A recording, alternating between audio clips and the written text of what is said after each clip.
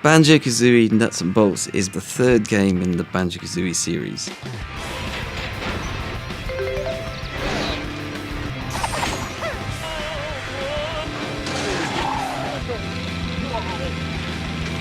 At the time we were trying to think how we could bring Banjo up to date, so there was lots of different ideas. We were going to make a remake of Banjo-Kazooie, so the previous game, but we were actually going to change things about the game as you played. We got as far as taking Mumbo's Mountain, the first level from Banjo-Kazooie. And all the puzzles and tasks in that level, we would see how we could adapt them. Conga was going to be kind of aware that you'd already fought him previously and he was going to behave differently. We were really concerned that trying to get the message of this is not just a reskin or it's the old game with new graphics. We felt it might be a hard sell and players would expect a brand new game. But then that changed direction into what became kind of a Banjo versus Grunty idea. Banjo and Grunty in the same level, trying to do the same task. Grunty would be controlled by AI and she'd be going around collecting the notes and the jiggies, and so would Banjo. And she would be in the level also doing stuff, trying to interfere with your progress. It was quite complicated, actually. The level of complexity of the AI was kind of prohibitive. We could foresee it was going to be really challenging to get the level of AI. So we kind of decided that wasn't for us. The other thing that had always been people had wanted to do was a game where you could build stuff. The next idea was looking at kind of how players travel in platform games. Tim Stamper had the idea of like an interactive Lego set. How can we make the travelling to the objective as fun as getting to the objective itself? So we put together a prototype of being able to use these blocks and make different vehicles. The player was going to make these objects themselves. And it grew, from there into nuts and bolts. So the first prototype we did was set in Mumbo's Mountain. Again, we adapted that level to have vehicles in it.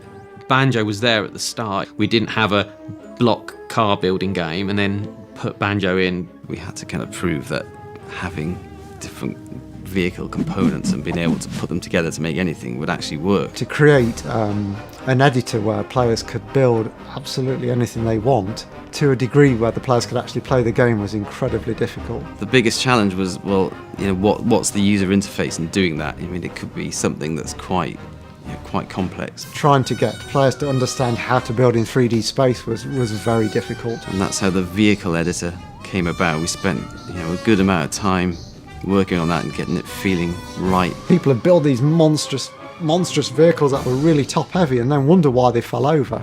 And that's how Banjos Wrench came about. The idea that you'd have the wrench and this sort of mysterious tractor beam would come out from the wrench. It meant that Banjo wouldn't have to actually physically go over and interact with the vehicle on the floor. He could just kind of lift it off the air and it would go into this view where you could then sort of move pieces around. Firstly, getting an editor powerful enough for players to build what they like, and then secondly, actually making the vehicles fun to play was colossally challenging. But personally, that's what I really enjoyed about that project, that challenge, and then seeing some of the stuff that people actually built was kind of incredible.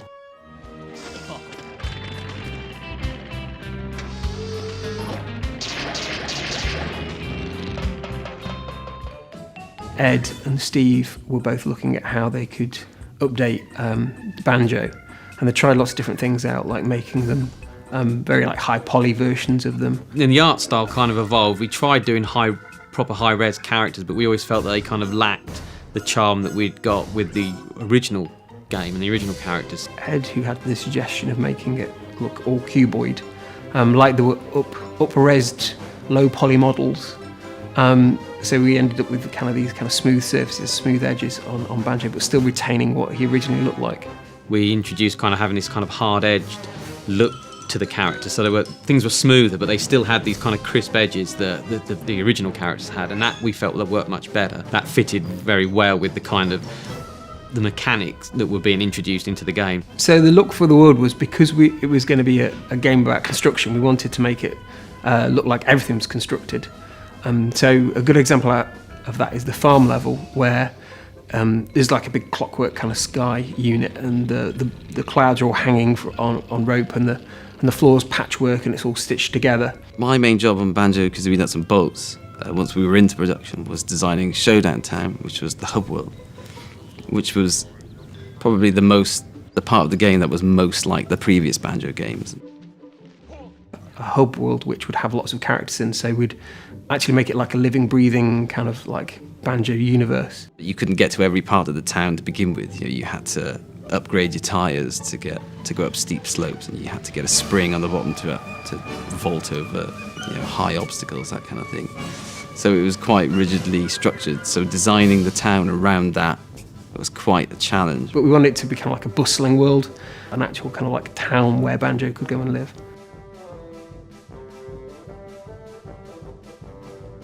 I'd have to say that Showdown Town is the thing I'm most proud of. I'm very happy with how that turned out.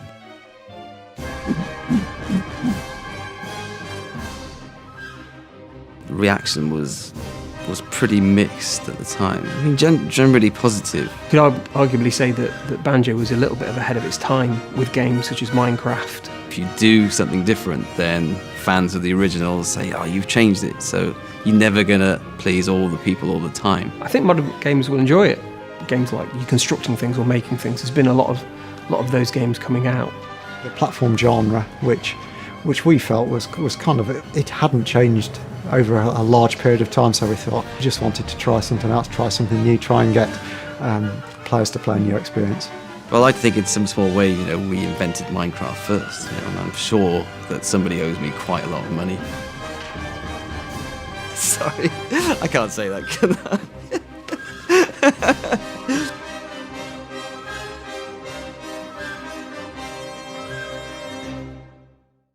For 90 minutes of video including the story behind Banjo-Kazooie, pick up Rare Replay for Xbox One. Our feature showcase gives you the lowdown, whilst the Rare team will happily tell you which games they couldn't wait to play first. More videos on the way, so like and subscribe. Cheers, me dears.